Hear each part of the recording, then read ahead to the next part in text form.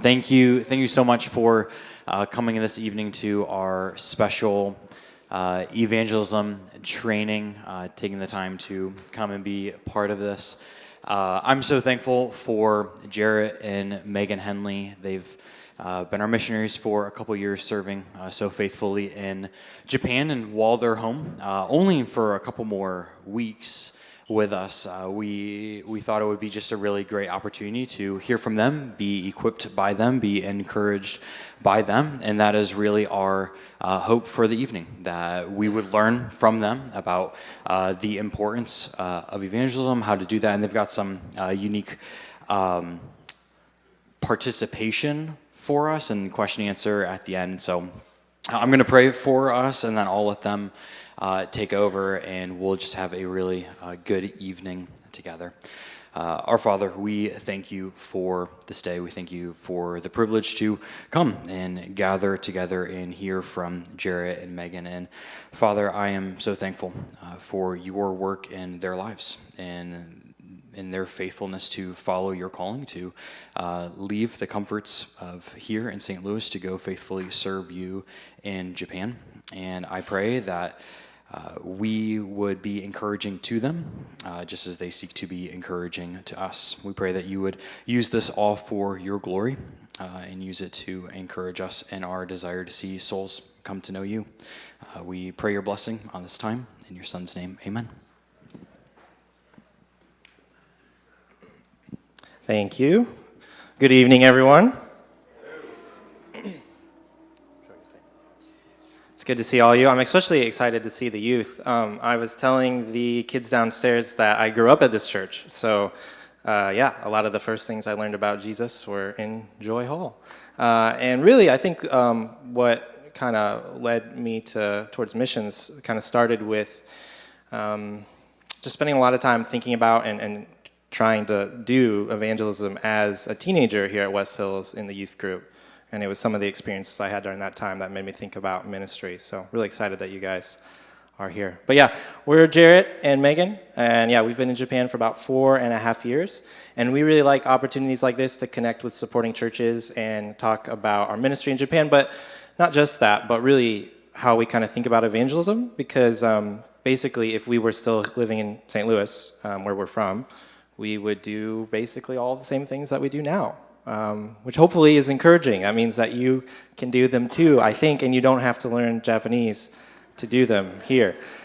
That's the hope, at least. So, yeah. So just to give you a quick roadmap for where we're going, we're going to kind of break it into like two kind of 20-minute chunks. We'll teach for like maybe 15 minutes and then try and get you to think about something with the person next to you for about 5 minutes. And so we'll do that twice. I'll do the first one, Megan will do the second one, and maybe we'll interject on each other a little bit. And then after that, hopefully, if we manage our time well, we'll have about 20 minutes left at the end for just some Q&A. So yeah, pretty low key, nothing too crazy. So tonight, we want to teach you something called Bless. It's a simple paradigm for relational evangelism. So no like crazy, radical, new strategy for evangelism or something like this. Very simple, very ordinary things.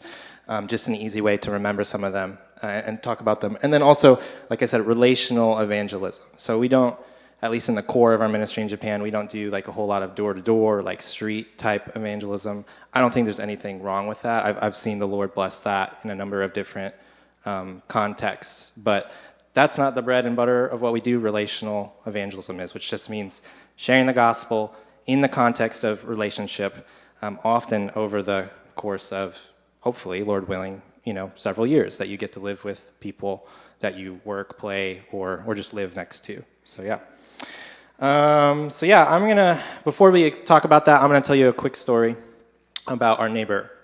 Her name is Kazuyo, and if you can go to the, her daughter there in the middle is named Sayo, and she is Jasper, my oldest age, so they're both 6. They started elementary school together in April, and so that's them walking to elementary school because kids walk to school and back by themselves, which is pretty cool.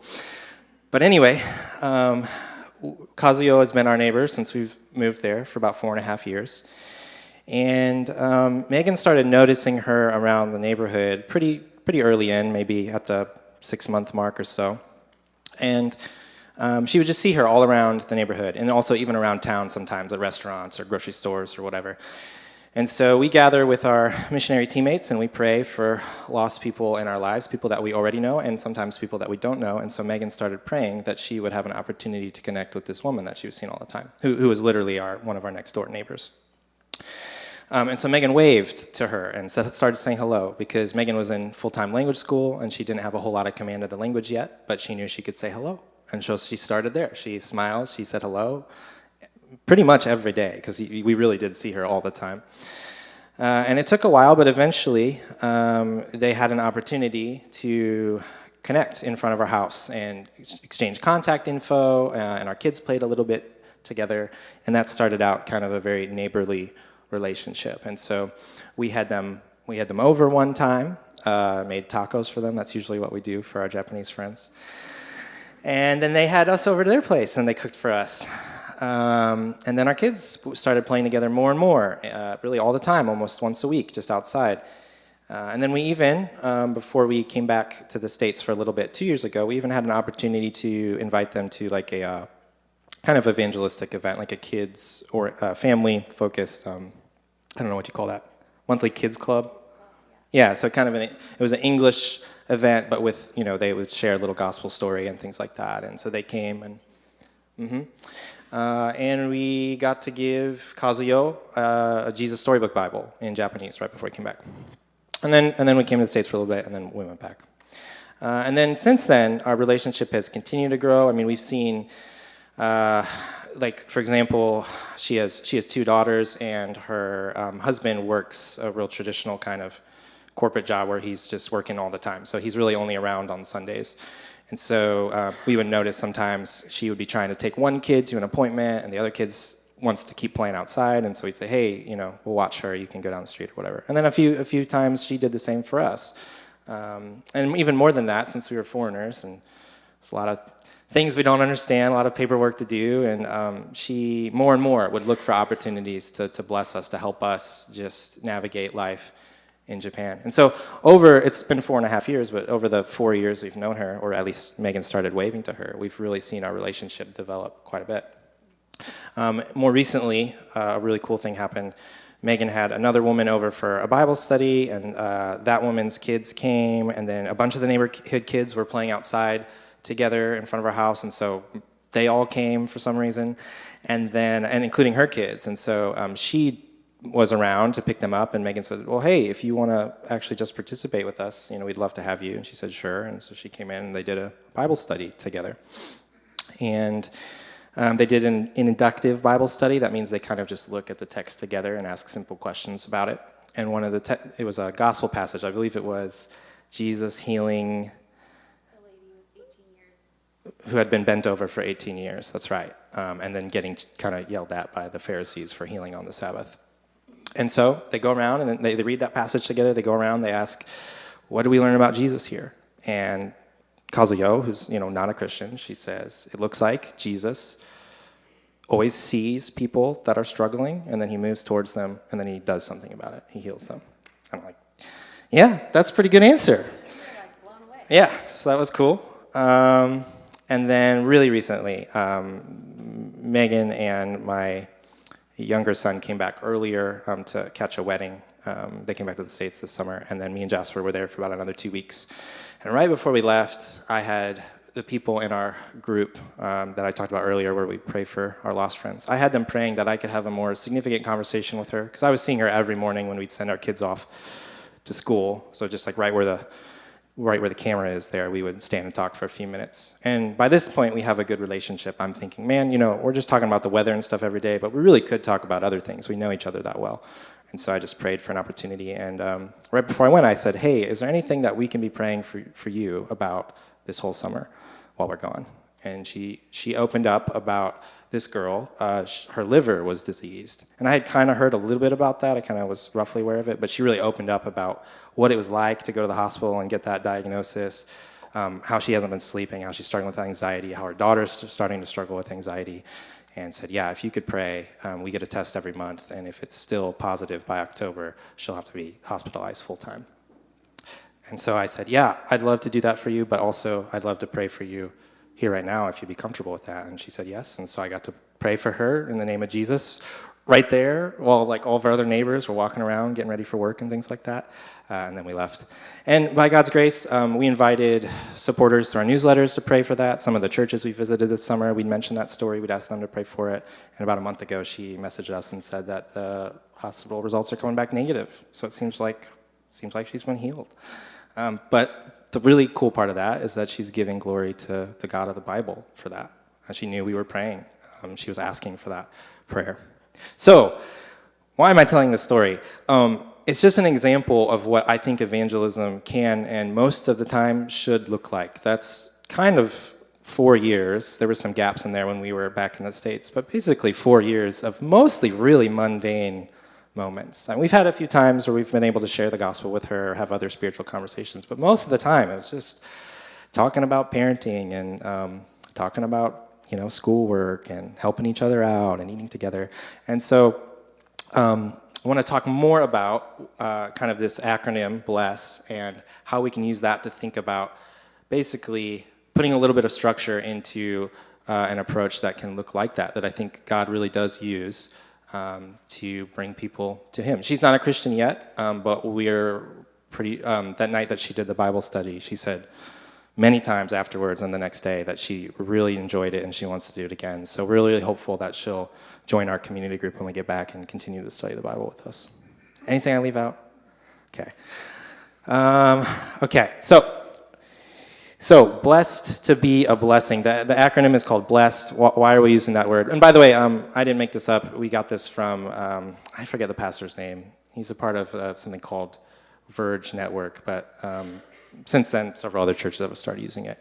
But we use this on our team. But anyway, blessed to be a blessing. In the Bible, we see all the time that the people of God are blessed and then expected to use that blessing to pour out blessing on the people around them. The first clear example of that is in the call of Abraham. This is Genesis 12, the second and third verse of that promise that God makes to Abraham. And he says, I will make of you a great nation, and I will bless you and make your name great, so that you will be a blessing. I will bless those who bless you, and him who dishonors you I will curse. And in all the families of the earth, and in you all the families of the earth shall be blessed. So Abraham's blessed abundantly, his descendants are blessed, but the reason is right there in the text, so that they will be a blessing. If you can go to the next slide. In 1 Peter, we hear about, this is about the church, but this actually references back to something that was said to Israel in the time of Moses. But you are a chosen race, a royal priesthood, a holy nation, God's own people, that you may declare the wonderful deeds of him who called you out of darkness into his marvelous light. So we've been rescued by Jesus. We've been made into a people. We've been abundantly blessed.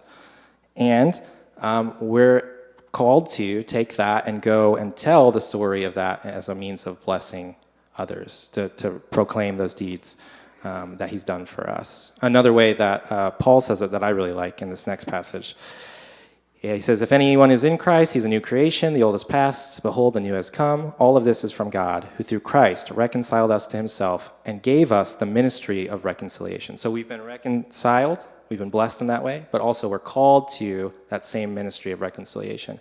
And then in the next part, he says, Christ, God, was reconciling the world to himself, not counting their trespasses against them, and entrusting to us the message of reconciliation. Therefore, we are ambassadors for Christ. So we've been rescued, but now we're ambassadors, right? So that rhythm is all throughout the Old and New Testament. I'm just giving you a few of the highlights. And so when we think about what God has done for us, we should also be thinking about how we can participate in his mission to reach others. And that looks like partnering with us in Japan, but that also looks like continuing to share the gospel with your family and friends. So how do we think about relational evangelism and blessing people? This is the acronym. It's 5 simple things that anybody can do anywhere in the world. The first is begin with prayer. The second is listen. The third is eat. The fourth is serve. And the fifth is to share the story or your story. And we'll get to that in a second. But in the rest of my few minutes left for my block, I'm just going to talk about prayer. Because actually on our team, we really emphasize this the most. We often say that prayer is the work. And we mean prayer is It's not like an extra thing we do. It is the core fundamental work of mission. God is the one that changes hearts and brings dead hearts to life. And so asking him to do that is the first and best thing that you can do. It's not the only thing we do, but it's the most important.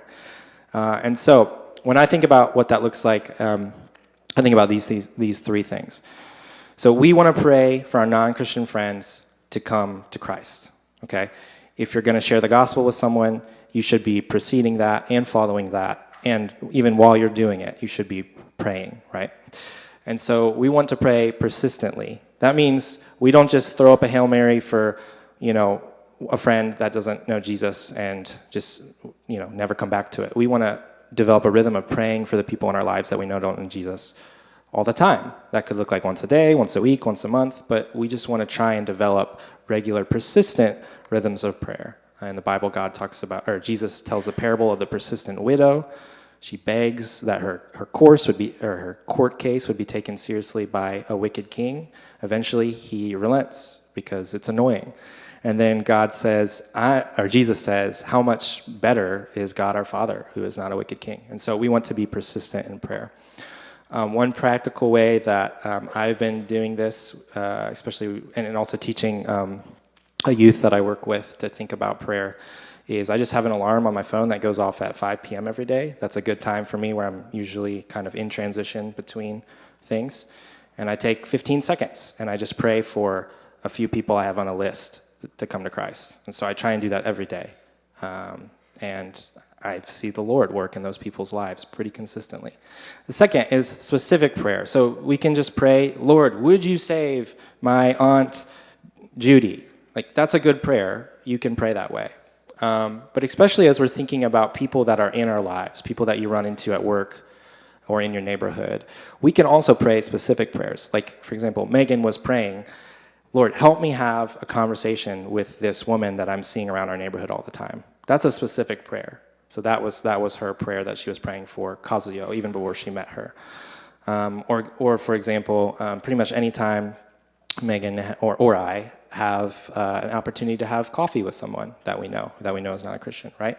We're praying for specific things. We're praying that they won't have to cancel on us last minute, because that happens a lot, right? People are busy. We're praying for opportunities to have spiritual conversations. We're praying that the Lord would deepen our relationship in the hour or so that we have over coffee. So you can pray specifically. And the more you get to know someone, the more specific your prayers can be. You might start to see what some of the barriers are that they have to the gospel. They might even tell you. Like, they might tell you, I really don't like Christians. I've had some really bad experiences in church, okay? You can add that to your list of prayers. One way our team helps our prayers get more and more specific is we take note cards, and we'll write, like maybe you write a friend's name at the top of the note card, and then we'll date it. We'll write a specific prayer for them, and we'll date it. And as we get to know them more, and as we see God work in their lives, we'll update that card with more specific prayer requests, and we'll date those. And then a lot of times when we see them answered, we can look back at the card and cross them off and say, wow, God actually heard and answered my specific prayer. Lastly, we pray communally. It is really hard to do any of the things you're supposed to do as a Christian by yourself, and prayer is included. Prayer is actually really hard. I don't know if people admit that often enough. I'm a professional Christian, not really, but I'm a missionary, right? And prayer is really hard for me. It's a struggle to pray consistently. It's a struggle. So we can pray in community, and that's a big aid. So like I mentioned in the story, our team meets once a week, and we just take an hour, and we just pray. Everyone goes around, and they talk about two people, two non-Christian friends in their life that they want to see come to Jesus. And then the person next to them prays for those people and those requests, and then that person shares, and we just do that. If we have too many people, we split up into smaller groups. So that's how we do it. It's really simple. It's really easy. You could do the same thing. You could do it in the community groups. When you gather here on Wednesdays, you could tack on a little extra time. You could you could just take your nuclear family, if you and your wife could do it every night if you're married. You could do it at youth group. You could grab a few people that you do some kind of accountability with or just have a close relationship with. You could grab a few local Christians, even ones that aren't necessarily from this church, that see some of the same people that you see, and you could gather once a week or every other week or once a month and just pray in that way. And the really cool thing that happens when you do that is, one, again, you actually see prayers answered, and you get to report them back to each other. And even when you feel discouraged, other people's prayers sometimes are answered, and that can be a big encouragement to you. But also, when we do these things, when we pray persistently, specifically, and especially in community, we actually notice the opportunities that we have to do all the other things on this blessed list. We actually notice opportunities to share the gospel, because prayer doesn't just work. Like, it's not just that God answers prayers. He does, and that's really important. But it also shapes our own hearts. And so if you're praying for your friends to come to know Jesus, you're going to start kind of answering your own prayers a little bit as that passion to see them come to know the Lord overcomes some of the barriers in your heart, like fear or hesitation or things like that. So, yeah, that's all I want to say about prayer. Before we move on, I want to take 5 minutes, and I want you to do 2 things. First, take your smartphone, or if you have a piece of paper, I want you to write down 3 to 5 names of people that you know. These could be coworkers, people in your neighborhoods, classmates, people that you know that don't know Jesus, that you could pray for to come to know him. And it can be anybody, but if one of those people at least is someone that you actually see regularly, not just like someone that lives in a different state or something, that would be great. So take a few minutes and do that, and then I'll tell you the second thing. 3 to 5 non-Christian friends that don't know Jesus.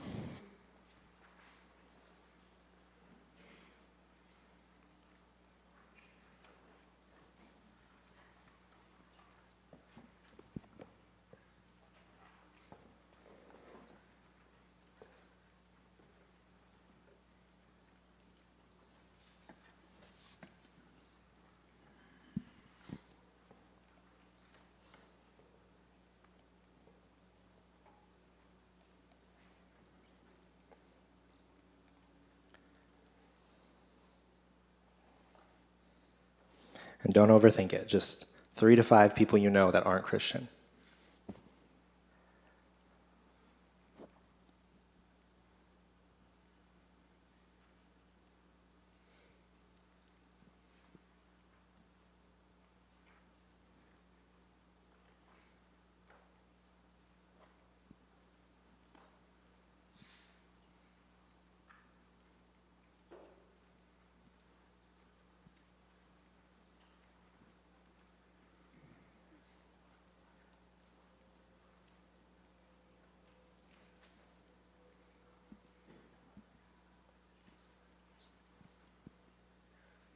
Okay, so hopefully you got 3 to 5 names. If you didn't, if you have no names, that's okay, I'll tell you what to do next. So the next thing I want you to do is pair up with the person next to you, and you're gonna do 2 things. You're gonna pray for the other person's names. It doesn't matter if you don't know them. You're just gonna, and right now, we're gonna pray simply, Lord Jesus, would you bring Sam and Mary and the guy from the bakery into your kingdom, to know you, okay? So you're gonna pray that, and then you're gonna pray a second thing. You're going to pray, what's your name, brother?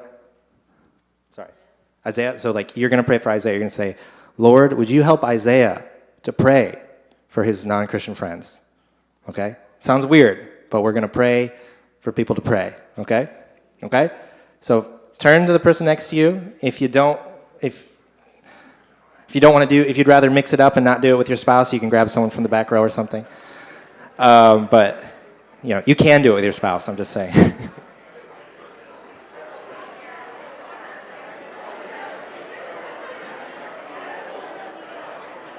Okay.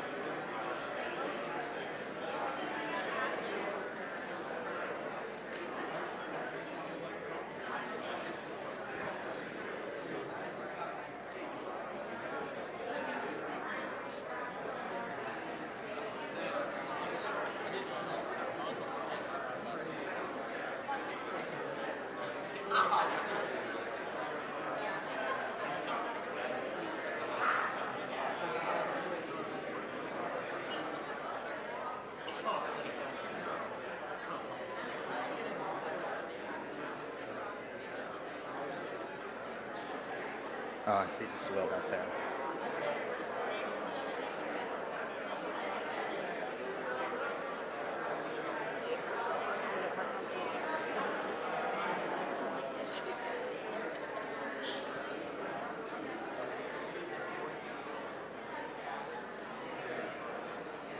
So for sharing after your time on this, if we have time, I was just going to say, pick one thing that you could do this week. That's all it is. To bless it.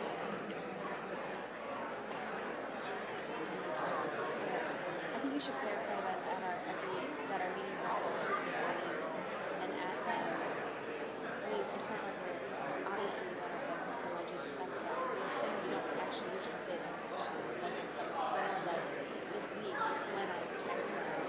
That's not bad. Okay. I was talking about, like, when I have coffee with them, I won't cancel. I'll do this. I see just a few people finish it.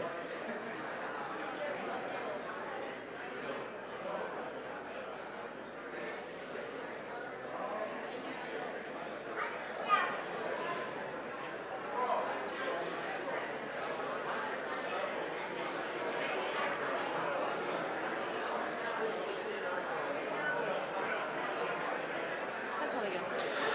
Okay, so hopefully you got to pray with the person next to you. And again, if you take anything away from that first 20 minutes, you can and should pray for the people on that list whenever you can. If you need to set an alarm or do one of those other things I mentioned to help you do it, that's great. But if you just prayed, you'd be shocked at how much the Lord did in those people's lives. And again, you'd probably do these next 4 things more often. 4 things, sorry. Okay, so next we're going to talk about listen. So listen with care. Begin with listening rather than talking. Listen deeply to people's dreams and pain. Listen for evidence of God's work in their lives. So yeah, I think the main point of listen is sometimes when we're thinking about sharing our faith, we're like, well, I'm going to do a lot of talking, and I'm going to talk about Jesus and this and this. But I once heard, I actually became a Christian when I was 19. I didn't grow up in the church. But shortly after becoming a Christian, went to like a crew type of evangelism thing in Florida. And I remember the speaker, and this has really stuck with me. He kind of talked about, like, you should think of it this way, like for every 50 minutes that someone has shared deeply, like about their life, you get 10. you get 10 to talk about yourself, to talk about your faith, really. And I like that. That's really stuck with me. Asking questions, and I think if you're going to talk, 2 things. It's to ask questions about them. It's to ask all the questions, to be listening, to pay attention. People usually like to talk about themselves, right? It's usually pretty easy to talk about ourselves. And so ask them questions about themselves. And the other thing was sometimes to draw people out, this is especially true in Japan, where a lot of people tend to be really reserved and not super open about like hard things. Whereas in America, we've heard this from our Japanese friends, like, you guys talk about deep things all the time. Like, it's like normal for Americans. Like, or like, I guess we're just like more opinionated. Like, we're more open with our opinions and what we think. But that's what we've heard. But yeah, so a lot of times what I've found to be really helpful in a relationship with my Japanese like mom friends and women friends is that if I would share something like vulnerably, and I would lead in vulnerability, not inappropriately, like, but if it's something that week where I'm like, yeah, I often will say in my coffee dates with a mom or lunch dates with a mom, like, yeah, this week I've been pretty anxious about Jasper and if he's going to get his ADHD assessment on time before he starts school in April. And yeah, I'm pretty worried about it. And so that's like been what I've been asking God about, like, for the last couple of weeks, is just like, please get this thing done before his school year starts. Like, real things, that like, I'm nervous about that. Like, I'm like kind of worried about that. And I've noticed that when I have been vulnerable about those things, women always will respond with something like, yeah, me too. I feel you. Like, that is true for me too. And it's just always like really deepened our friendship. Yeah, and so I have like 25 women friends that I like. For me, it's like not like I have to be intentional. Like, I'm kind of already just that way. So, but I've seen how that part of this bless has really helped like open up vulnerability, and has made me closer, so that people will want to share with me about hard things. So that then I can pray for them, and I tell them that I say, I'm going to pray to Jesus about that. Like, I'm just very open about that.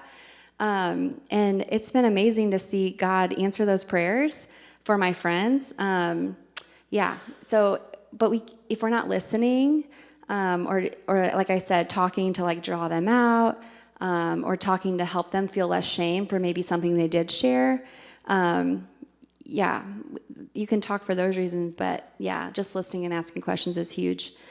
Yeah. Yeah, and I think something we had talked about when we were preparing for this, everyone has hopes, longings, fears, needs that are met by the gospel. Every human on the planet. The needs and stuff in Japan are not all that different than the ones here, actually. But for each person, where those kind of pain points are, where those hopes are, they're a little bit different. And so that affects how we share the gospel when we get there, how we talk about our faith. And so if you spend a lot of time with listening people, if you know, like, what are their barriers to the gospel? What are they, or even not even that specific, just what are they, hoping in? What are they fearful about? What are they looking for? What needs do they have that society is not meeting for them? That ends up being a really important part of sharing the gospel with them later. Or immediately sometimes, but. Yeah. We also, we say share the gospel early and often. That's what we do as a team. It's a different context, right, in Japan than in America. But I still think that is a true statement. The moment you see an opportunity, and I'll get to that in the stories. Yeah, let me move on. The next one is eat. So eat together. Like, eating is a way, enjoying food together, enjoying your favorite treats or coffee or just good things. Like, that is such a way to deepen relationships. And I think in the home, hospitality, right? The Bible talks about that a lot, is a huge part of that. But it can also be at parks or at your favorite coffee shop in St. Louis or, anywhere. But yeah, love is shown through the stomach, and that's just such a way, to show care. And we've seen this in Japan. I like to bake, and so at Christmas time, we bake tons of cookies for our favorite baristas, our favorite barista shops near us, our favorite Indian restaurant in our neighborhood, our favorite Italian restaurant in our neighborhood, but then our neighbors. We make 200 cookies, bag them up, and for Christmas, we've done that for 5 years, and so. But then also, even with Kazuyo, our neighbor, if her husband likes to bake, and so he's baked stuff for me, and I bake stuff for his family. It's just so fun, and kind of an intimate thing, because it could suck. You're baking good, it could not be good, and so it's just sharing a meal together is actually a really intimate thing and a way to kind of let your guard down and to again just build that trust with someone, which is huge. Yeah, I mean, most of the time you do listening is over food. And yeah, at least that's been our experience. Not just in evangelism, just in human life. So you good. Yeah, and there's a saying, what you disciple people through is what you disciple people to. And so, if someone that you know and love and care about does become a Christian, you're already discipling them in how you loved on them and how you cared about them and how you did these 5 things for them. And so that's huge. So a note I wanted to say was, don't clean your house completely if you're hosting people, because immediately if your house is beautiful, they're going to feel well, you'll never come into my house. I can't return the favor. I can't serve you in this way because my house is smaller or dumpier or whatever. And so we definitely feel that in Tokyo. In Tokyo, like no one invites people over to their houses. One, space. Houses in America are definitely bigger than like our apartments. But a lot of it is like come from the shame culture, sadly. And they don't want you to see their mess. They don't want you to, like, that's such a intimate layer. So when we do have friends, I mean, we are inviting people all the time to our house, but when they invite us, we're like, wow, what a sign of like, they enjoy us. Like we're friends with them. It's such a great thing. So don't clean your house completely. And just a reminder for the American context that 3 out of 4 immigrants or international students have never seen the inside of an American home. That's been a statistic like forever. The nations are here. Like you guys, some of you might be called in this room to actually go to a different country. But the nations are actually already here. And so where is in your neighborhood? Is there anyone that you could invite over? Because they've probably never seen an American home. And so that's a huge disservice, right, to like the gospel, that we wouldn't be, that we want to change that statistic, especially as Christians, right? Yeah, and then the next one is serve. So serve in love and meet felt needs. Be attentive to opportunities that God gives you to care for others. And with that also, like, be on the receiving end of care. Everyone wants to feel useful and helpful. And so it also looks like not being the only person like serving or doing kind things for others. Like it should be reciprocal for the sake of their dignity. So in Tokyo, loneliness is a really big epidemic. And so one way we like to show the love of Jesus and like make more connection and deepen existing friendships, right, is like I said, with like cookie gift bags.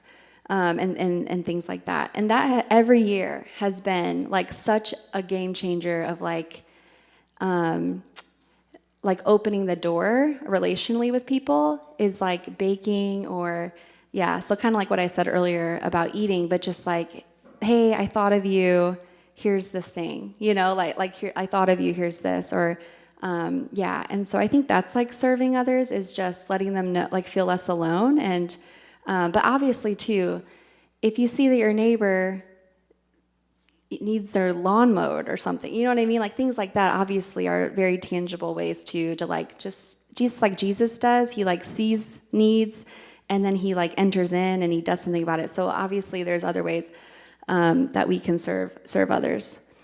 Did you want to add anything to that? Yeah, just again, this is why listening is so important. Because something like baking cookies for your neighbors, that's pretty safe all the time, right? You might want to like check allergies or something like that. But in terms of other things, like sometimes Christians, when they are excited about serving, they serve to meet needs that don't exist in the lives of people around them. And so we want to be careful about that. But when we listen well, we get to hear what actual needs are. So that's going to vary depending on people's circumstances and what neighborhood you live in and all kinds of things. But yeah, the more we listen, the more we know what people's needs are. And we should, when we see opportunities, move in to serve people. That's definitely what Christ modeled. And it's a huge part of living out gospel realities, even as we look for opportunities to speak about the gospel. And then I think the biggest way that we serve others is just praying with them out loud. And one, because we think God hears our prayers and he can change our circumstances in light of them. But two, that our non-Christian friends, American or Japanese, could just hear how we talk to Jesus and how it's like a very intimate thing. And especially in Japan, in that context, because they kind of come from Buddhism or Shintoism, it's a big deal when I get to pray with my non-Christian girlfriends because, you know, I'm like, you know, like I got to pray for my one friend's daughter who was having like she wasn't sure if she had ADHD or autism or what, and so we were just praying for Mio, her daughter, like, and just being like, Lord, like, you are our dad, you love us, you made Mio, you know her more than we do, like, you know what's going on in her brain, like, being able to like talk to Jesus like that, it's pretty crazy, and every time I've gotten a chance to do that, I just see like how it's kind of eye-opening. And I think that's true in America too. And so I would really recommend that that's like a way to serve, is to be able to pray, get to a place in your relationship where there's trust that's been built, where they would even let you do that. That's a very intimate thing for someone to share a prayer request type of thing. That's like really weighing on their heart. And then you get to kind of leave it to God, like, Lord, you got to do something. Like, I can't help Mio-chan. I can't help her, you know? Or I don't know what's going on with her, but Lord, you have to move. And so we've seen that over and over again as like little testimonies with our friends, where they say a need, that's their felt need, and I'll text them back or say to them, I'm going to pray to Jesus about this. I really pray that happens like you're wanting, you know? And then when it happens, they're like, it happened, this thing happened. Like with Kazio, when she texted about her daughter's kidney, we're like, we pray to Jesus, like giving him the glory. And actually, Kazio said that in that text, so that was pretty cool. And then, let's see, the last thing is the story. And so we kind of say, is there another slide? So we say like, there's the story of the gospel, right? And that's kind of like 4 spiritual laws or something. There's something called 3 circles or 2 ways to live is out. Yeah, it's already out there. There's so many ways. I was just going to say, if you feel like you don't have confidence, like if someone just came up, one of your non-Christian friends just came up to you and said, hey, like, who is Jesus and how can I be saved? And you're like, I don't know what to say exactly. Yeah, 2 ways to live I saw out there. That's a good one. We use 3 circles. I think that's a different one, right? That's not 2 names for the same thing. Yeah. But anyway. And then there's obviously your story. So like how you became a Christian is huge, right? A way to share like the gospel, the story. But I think everyday stories or every like things where God like really showed up for you or really provided this thing that you were like anxious about, those are like, for me, they've been really easy ways to share about God and who he is to my Japanese friends. Like for example, if people come to our home and they're like, your home's so beautiful, and there's kind of a story of our home and how we got this like brand new apartment with so many circumstances. It was amazing and a miracle. And so we get to like give honor to Jesus by saying, yeah, it was like a miracle, and this happened, and I just tell the whole story, you know. That's an everyday story, like a way that I saw God show up. Or all the time now I'm saying, yeah, I prayed that Jasper would get that ADHD medication, you know, like that he would get, help with his ADHD and stuff before April 1st. That's when school starts, and he did it. The Lord did it. We got the diagnosis. We got all the paperwork, all in Japanese. You know, it was like, gosh, is this really going to happen, Lord? Being in Tokyo, and so getting to tell like my friends that, you know, who are also struggling with their kids having some sort of mental thing going on. It's like, yeah, like the Lord does these things every day, you know, actually. And so sharing those stories and having those in your back pocket almost of like, yeah, like you can like just share those like with people. Yeah. And then along that in everyday stories, we tend to think about our like big T testimony, that your story, and that's really important. But oftentimes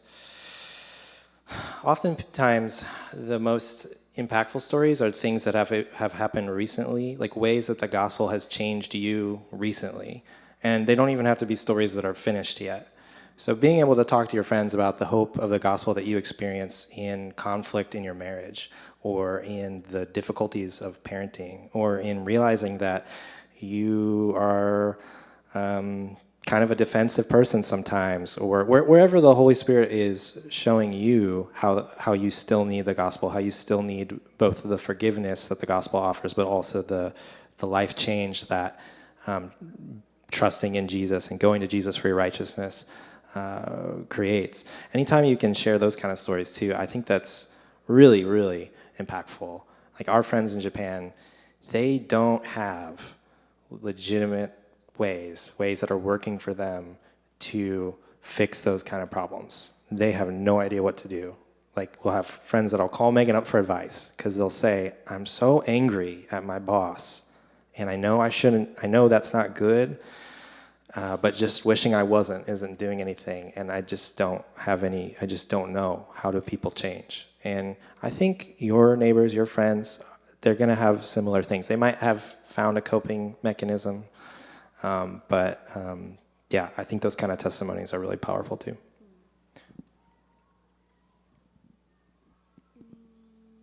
I think I can do it. I'm going to try to share a story in 2 minutes. So the next slide so that's Akiko. And we met Akiko's family because Josie and her younger son went to the same daycare. So we probably met her like 6 months in on the field. And so with Akiko, I've mentioned her name many times in Prayer for the Lost. And again, in Prayer for the Lost, that meeting every Tuesday on our team, we're always praying like, obviously we want our friends to become Christian. So we're usually praying like, I pray that when I have coffee with her this Friday, we'll talk about spiritual things. Or I pray that when I text her today to set up our next time to hang, she can do it sooner than like 2 months out or something, because Japanese people are busy, like in America. So we're usually praying like very specific, like at dinner tomorrow night, I want to talk about this. So anyway, that's us celebrating my birthday in March together. We've had many play dates. We've prayed for her a lot. We've gone on double dates together, which is really amazing and sweet, kind of rare in Japan. But anyway, so we had a play date in front of our home in May, and she was kind of talking about, gosh, I'm like, okay. So she talked to me about how every so often on the way of dropping her kids off at their daycare, there is a temple, because there's temples everywhere in our neighborhood. And she'll go to the temple, big and like large temples, small temples. She'll go to the small temple and she'll do the clap to wake up Buddha, and she'll say her prayer and, about her anxiety or about, mainly her anxieties about her kids and things like that. And so I kind of was just listening to her and asking her questions about that, and she was like, and so I kind of asked her, like, does Buddha say that he, like, to do that? Like, does he even say that he, like, can change your circumstances? Does he say that he wants to, like, help you even? Like, what is your understanding of that? Can you help me understand? And she was like, well, I actually haven't really studied Buddhism, so I don't really know, I guess, but this is like what we all do when we want to test, or like if we want good luck or something, we go to the temple, we do the prayer, like a good luck charm type of thing. And I mean, I know that. And so I was just trying to ask her though, like her opinion, and I kind of said, it's just interesting to me because like Jesus, like all throughout the Bible, it's like, cast your cares on me. Like not only does the God of the Bible describe himself as someone like a good dad who wants to hear like our anxieties and things that are keeping us up at night, but he also like has the power to change them. And so it's just interesting to me, like, does the Buddha talk about that, And she was like, yeah, I don't think so, but yeah, I don't know. And then we, had our play date and it ended.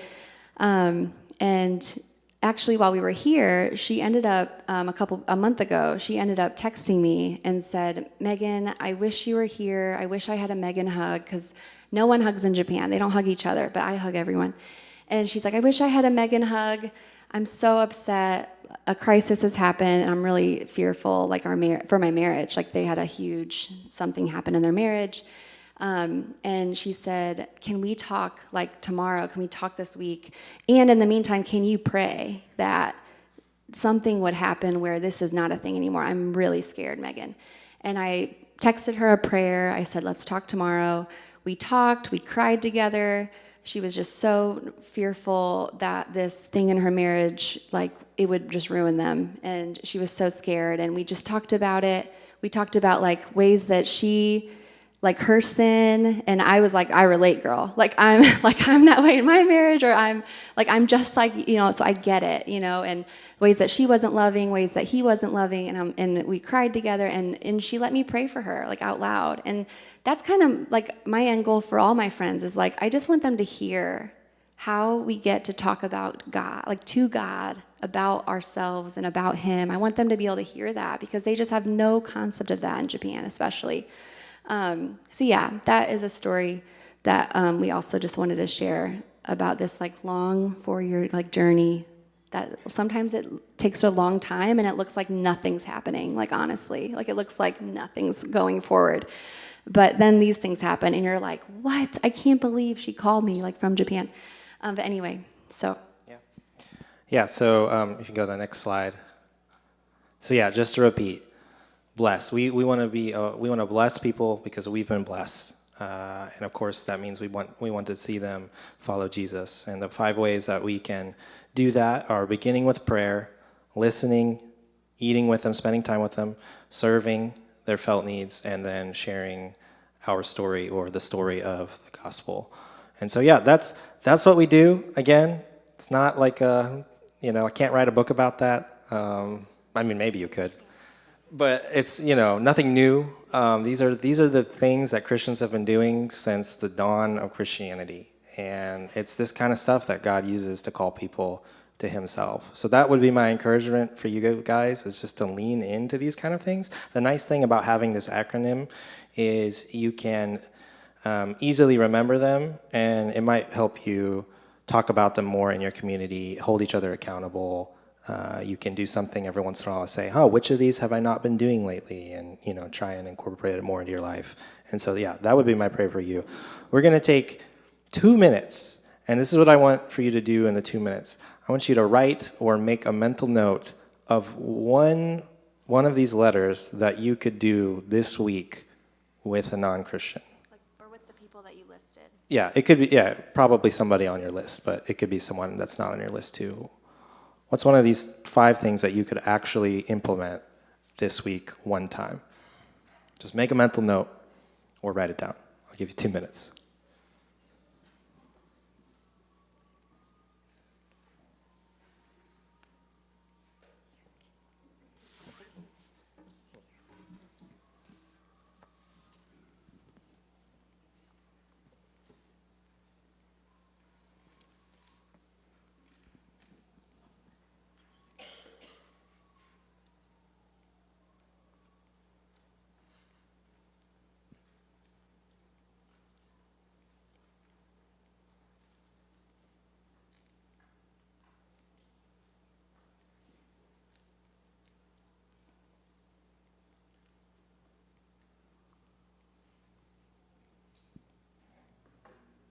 Okay, hopefully you wrote one down. If you were struggling, I promise you can invite someone to eat this week. They might say no, and that would be okay, but you could invite them. So yeah, we just wanted to take the remaining time. It's only 7 minutes, but if you guys have any questions, we were trying to keep it simple, but it still felt like we kind of went through a lot. But you can look this up too if you just Google probably, bless evangelism approach. You'll probably find a few different websites, and they might riff on it and use slightly different language. But again, we didn't make it up, so you can definitely review it later. But yeah, any questions related to this topic or Japan or both? Yes.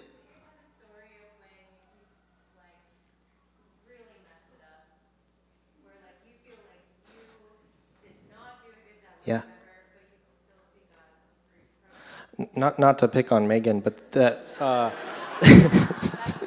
that story she just told, she walked away from that time where she was asking Akiko about Buddhism.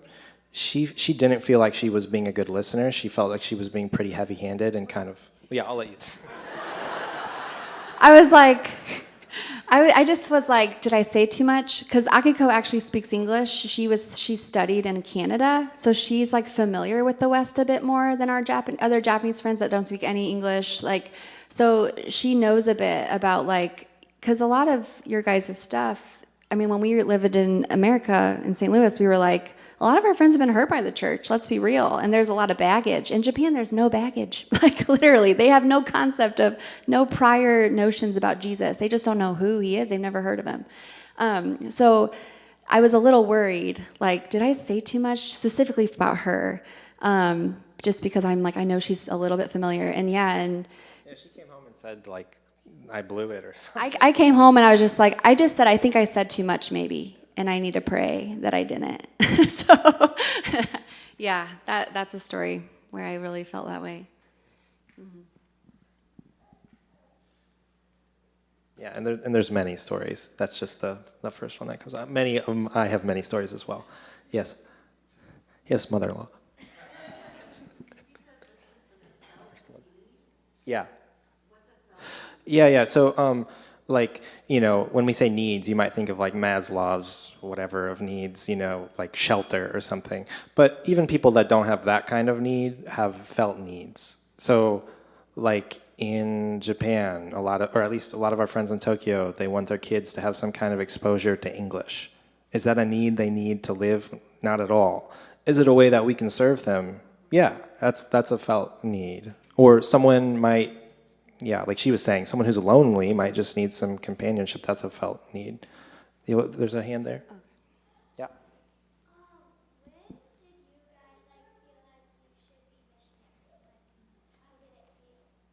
Yeah. When, and then how did it feel? Yeah, you can share it. Well, so I didn't grow up in the church like you're doing, which is, I'm like, wow, I'm so glad that you're in your situation that you are. I became a Christian when I was 19 because a friend from high school and his family brought me to church, a church in St. Louis, like a mile or two down the road. And so that was the first, if I hadn't had a friend, I would never have even become a Christian who invited me to church or church events. So that was really cool. And then basically a year after that, I was able to go on a mission trip to China. And I went on that trip because I felt like God was putting China all around me all of a sudden. In all my classes in college, I was like always talking about China. Granted, I was a human rights major, so they have like the worst like, track record with human rights. But it was like very specific, and I was like, gosh, Lord, are you calling me to China? And then all of a sudden this trip came up that like a bunch of my friends like were going to, and I was like, oh my gosh.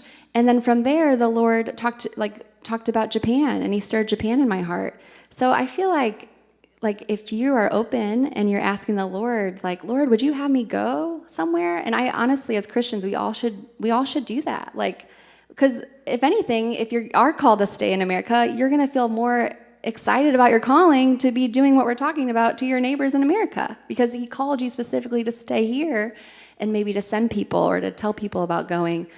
But yeah, I think for both of us, we asked that God would open our eyes to where he would have us spend like our life on earth. And he made it very obvious that we were supposed to go to Japan, and opened a lot of doors to go to Japan. And that's kind of all you want with the Lord, right? You're like, there might be all these doors open, and it's like, Lord, shut some doors and just show me where I need to be going, where I can serve you the best. Yeah. Yeah.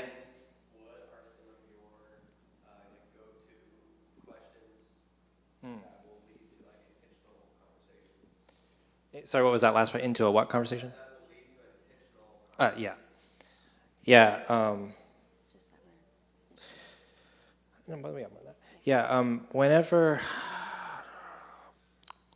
Whenever I get, so it's hard to get together with the guys in Tokyo just because of like work and things like that. But whenever I get a chance to go out with a guy, these are typically dads. I will try and ask them about their parenting or their marriage, and usually I'll say something like, what is something that's you felt like has been challenging in your marriage lately? And usually they're not going to tell you about like their huge fight or something like that, right? But they'll usually be honest about, yeah, you know what, honestly, this has been hard for me lately. And sometimes they'll complain a little bit or something like that, but that's okay. Or yeah, and I'll say something like, man, parenting is hard, right? Like, yeah, what's something that's been hard for you lately? And yeah, so that's something, really simple thing, much simpler than that actually. In our house and also in our community groups, we tend to do high-lows. So what was the best thing from this week and the worst thing from this week? And when you have like, if you're doing these things, if you're eating with people, and if you have like non-Christians in your home, if you're already doing that, it's really easy to say, hey, sometimes as a family, we do this thing. Do you guys can you do it with us? What was the hardest thing from your week and the best thing from your week? And it's really safe. Most people are comfortable answering those questions. But a lot of times, people will answer them in ways that are actually really revealing about, bigger things going on. We've had that experience with Kazuyo. Her husband came to our home. We don't get to see him as often, and we did that the time he came. And yeah, there was like a limited chance we had with him, and he kind of opened up in that context. So yeah, I would say don't overthink it, but those are some questions you can ask. Yeah, and I think asking, if I was living in America, because I do this with my Japanese friends, like before we came back, I asked all my Japanese friends over lunch, like, I'm going to be praying this summer, how can I be praying for you? And that's also what I mean by felt needs, because a lot of those women were like, well, I have to take this test for my job, and I want to pass it. And to me, I'm like, that is not your need. Like you have got to have something going on, but that's her felt need. And so I'm going to pray for the felt need, because I don't need to act like I know more than her. I mean, yeah. But so that's what like felt need. It's like, well, what are they saying their need is? Yeah. But if I was here, I would just say like to people like, hey, I'm like a praying person. I love Jesus. How can I be praying for you? And maybe you're not a praying person, but is there anything that's like it's really causing you anxiety? Like if you have that like relational, if you have like a relationship and you just say, hey, I'm a praying person, like, is there anything I can be praying for you in the meantime that we like hang out again, or if I see you again type of thing? Yeah. Don't overthink it. Yeah, I got coffee with someone this morning, a Christian, and he asked the barista when we were in line that very question, and the guy answered, and then he prayed for him. So you don't have to do that. You don't have to do that with strangers, but you'd be surprised if you have a relationship with someone, even just like a light relationship with someone. Most people won't like refuse that. Yeah. We can talk after. Well, first of all, can y'all join me in thanking Jared and Megan for being with us? Thank y'all. And if you have more questions, they said they'd be willing to stick around afterward. They've got some of their materials back there. They'd love to give you, answer more questions, talk to you more specifically about Japan. When I first even approached them about this, I was like, hey, we do this Wednesday night thing. You should drop your kids off and y'all could have a date night. And they're like, or we could sit in on your life group and get to know people at the church. And I was like, or we could get them all together and you could pitch the ministry and we could raise money for you. And you're like, or we could just help your people learn how to evangelize better. Like, we don't need to talk about Japan the whole time and try and raise money for us. I'm like, well, we're going to raise money for you too. So please visit them. They are, I think we checked with you just before, still $1,000 a month short on your monthly support target of what y'all were trying to hit before you go back next month. So if 10 couples here give $100 a month, pledge to do that for the next year. If 20 couples here can give $50 a month, we can solve that problem tonight. So pray about that, pray quickly, and go and just get their card. And if that's a drop in the bucket for you, then bless them in that way to empower them to be able to bless people. You hear me talk about unreached peoples all the time. We pray about it in our pastoral prayer every week now, and the elders usually, mispronouncing some tribe's name in Papua New Guinea. And I think that sometimes we think about that when we think unreached people. True or false, the largest unreached people group in the world is second largest is Tokyo, right? Is where you guys are, the Japanese people. How many million? 170. And by definition, unreached means less than 2% of the population knows someone who could tell them about Jesus. So you do the math. That's 113 million people who don't know a Jared or a Megan. And there aren't, do we have any estimate of how many missionaries are in Japan, Tokyo? Not enough is the answer. So we want to make sure they are able to stay there and be light and salt in a really dark place. So I want to pray for them, pray for us, and then please go connect and support their ministry. Father, thank you for this opportunity to hear from Jared and Megan and to hear not only the ways that they are blessing folks in desperate need for a saving relationship with you halfway around the world, but just to hear and be reminded that we can do that too. And, the tricky thing, of course, about a place like Tokyo is this is the first world. These are people who don't think that they need you because they have a smartphone. So why would they need Jesus? And that's our neighbors. That's West County, St. Louis.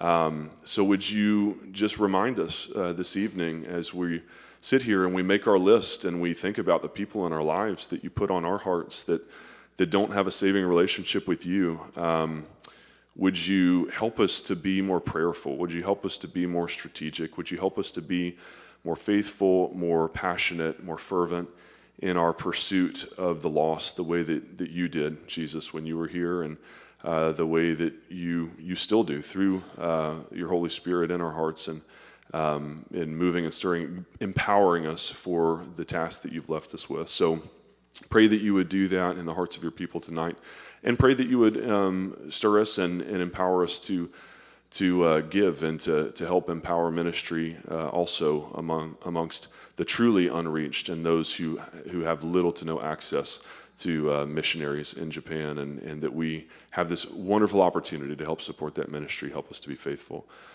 We pray your blessings on Jared and Megan as they prepare to head back to Japan here in just a couple weeks. Would you continue to use them in the months and years ahead, and use this relationship to just bless and flourish their ministry there. In Jesus' name, amen. Thank you all for being here.